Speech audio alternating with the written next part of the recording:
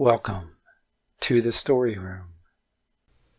Butterflies in your stomach. Have you ever had that tingle in your stomach? As people may describe it as butterflies. Well, as much as you think this is just some old expression, it is quite the opposite. Every infant is born with a tiny, tiny little egg in their belly. It goes undetected by x-rays or anything of that sort. You can't find it, and you can't get rid of it. So, you might as well not worry about it at all. Perhaps it'll never happen to you. Perhaps you will never know anyone whom it has happened to.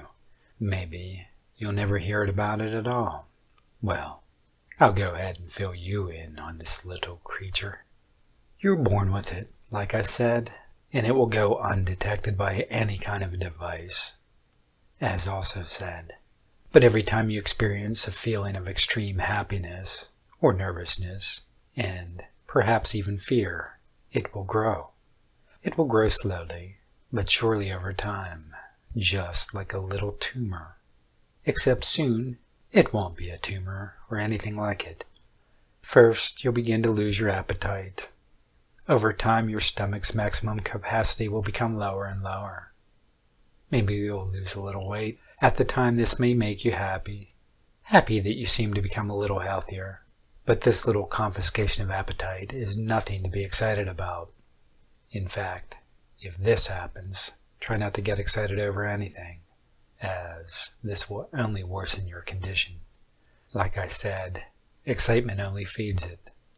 Then over some more time, not only will your appetite have gone down, but the nutrients of all that you eat don't go to you.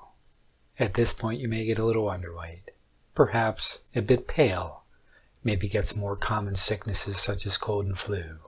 Most of the nutrients you devour will only go to the beast in your belly, enlarging it, feeding it. Next, you'll develop severe stomach pains. These won't be your average erosions or stomach tumors, of course, and your doctor can do nothing about it. He'll prescribe stomach medication. This may dull the pain for now. Eventually, these meds won't work anymore. In fact, they'll only make your problem worse and worse. This is a sign you're nearing your doom. There's a little time left before it's ready. Finally, you cannot bear this pain anymore. No medication will work, and you spend all your time sleeping. Eventually, you'll stay asleep for long periods at a time, from the average 9 hours of sleep a day to 12, then to 14, then 16. But the worst part is yet to come. One day, you'll be in your bed, pale and sickly, racked of nutrients, and your ribs showing, clutching your stomach, howling in pain.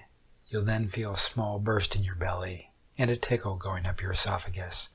You may run to the bathroom and look in the mirror, open your mouth, and you'll see two thin stick-like objects tickling the top of your mouth. This is the time you want to shut your eyes. Perhaps you'll try to kill yourself before it begins.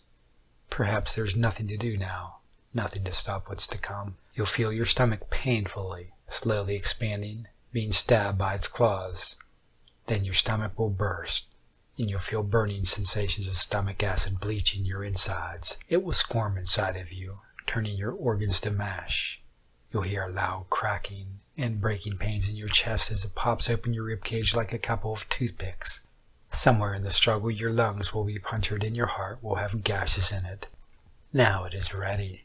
Its wings will spread open, cracking, popping, and shattering the remains of your ribs and spine. Its legs will force themselves through your flesh, twisting and tearing, tenderizing your organs and bursting holes through your muscle and skin. Your belly skin will stretch, rip, and shred. Now its mandibles are chewing through the remaining flesh of your torso, and its antennae are waving crazily throughout your esophagus. All over the floor is red and orange, and chunks and shreds of what was once your digestive system were splattered all over the walls around you. If you've not already died, or have not killed yourself, you're letting out half screams as your lungs are torn open at all angles. It is done.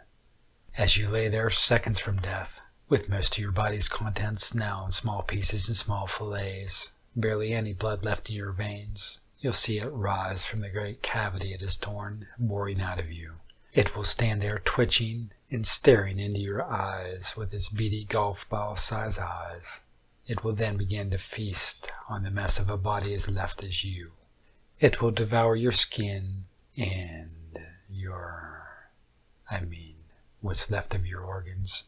It will lap and suck up all the blood spilled, and drink from your severed heart, from its straw-like appendage on its face. It will continue to feed on you, and pick at your corpse until it can eat no more.